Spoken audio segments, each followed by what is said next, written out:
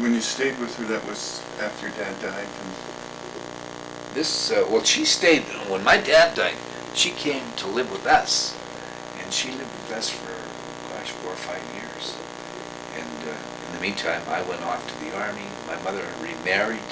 She married Bob O'Neill. And my grandmother decided to strike out on my own, get all this behind me.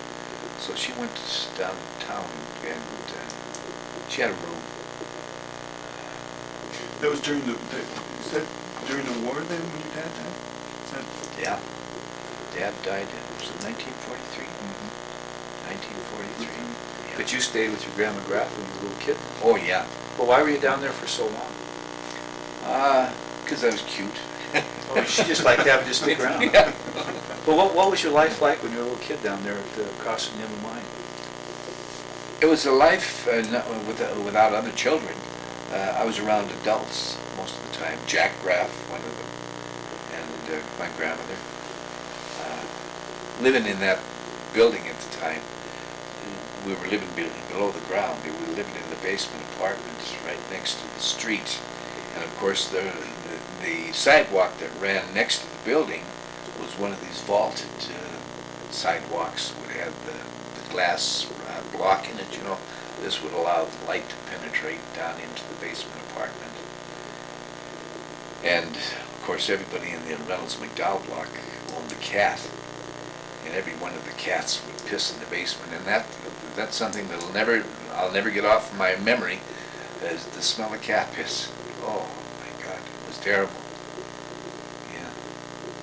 I was telling Jack a story about when I was a kid. I was a ranger. I used to range this way and that way. I'd never walk down the street on the sidewalk.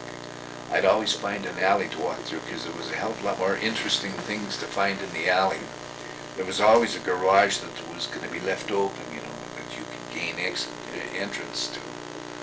And if there was a garage that you could gain entrance to, there was 1,000 things that you could go through, you know. And I did it. I knew every garage on the west side of Butte, really. But in my ranging activities, I ranged in the sidewalk that was adjacent to the Reynolds McDowell Block. The Reynolds McDowell Block, of course, was kind of notorious for this, I don't know if you've heard of the name, Pitkannen. She was an abortionist here in Butte. And she used to sell children, the ones that she didn't abort, you know. If she got a live baby, she could sell it. And it was said that she was doing that she was carrying this stuff on in the Reynolds McDowell in one of the rooms upstairs. Belonged to one of the prostitutes, I think. But anyway, I was ranging around in the sidewalk. The weather had eroded the dirt from underneath the sidewalk that ran from the Reynolds McDowell up to Eddie's Bakery. That was located there at the time on, I think that street is Colorado. So anyway, I decided there was a hole in there. It looked like a place a bear would hibernate. And if the bear could get in there, so could I. I'm going to see what was in there. So I went in, and sure enough, I found this package. It was a couple of diapers. And it had these instruments, surgical instruments in it. And I drug them out, and I remember opening it up, and I knew they were surgical instruments because they looked very much like my dad's dental instruments, you know. There were clamps. There was a couple of what do they call the knives? The scalpels, and other kinds of clamps that were really extraordinary, you know. And I thought, well, this is worth having. So I folded the back up and I took off. And then I got cold feet. So I was heading for a nickel matinee at the Park Theater at the time, I remember. And I had to go up past Simon's store. At that time, there was a grocery store in the basement of Simon's called Simon's Groceteria. And I had to examine that place fully, you know, earlier, much earlier. And I knew that there was a hole in the wall in the stucco. This would be a good place to stash this this find of mine, until a later time. I was going to come back. Well, somebody evidently was watching what I was doing, because I put the darn things in there and I put them down arm's length, out of sight, and then the hole couldn't have been much more than 6 or 8 inches in diameter. But somebody saw me doing that, because when I came back for them at a later time, they were gone. And I got a little nervous about that too. I thought, when am I going to be called up to the front of the Shimmy Cernich? He was the truant officer of the day. But it never happened. It never happened. It's kind of interesting.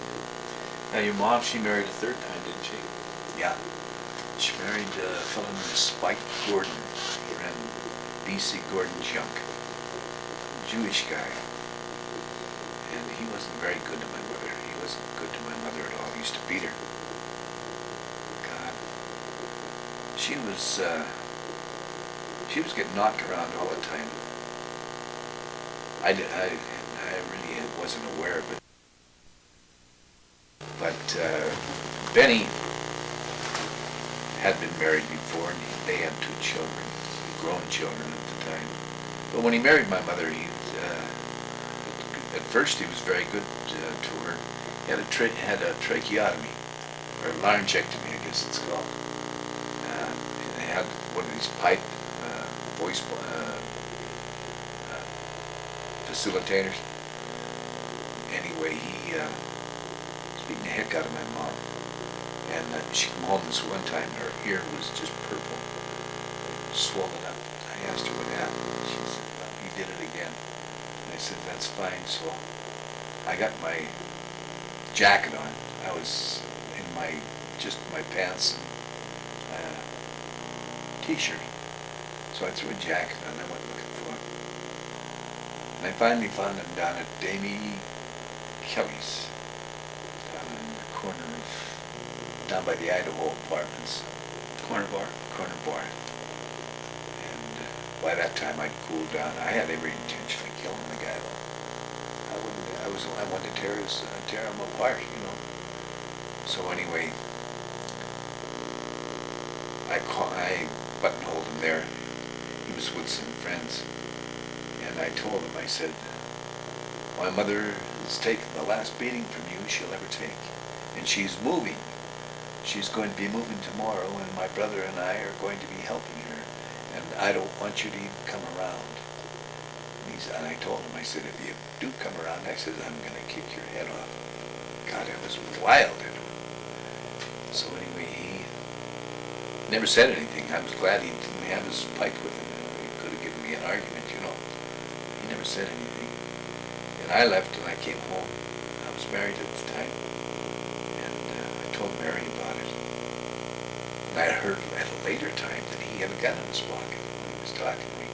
That he had gone over to B.C. Gordon because he had heard that I was looking for him. So it's a good thing that I didn't start anything. Damie, who was working at the, was it Damie? Not Damie, it was Skimmett. Skimmett Sullivan worked there too. Skimmett told me, he says, don't start anything, Bob. He says, you're going to regret it if you do. I took his advice. I didn't, as much as I wanted to.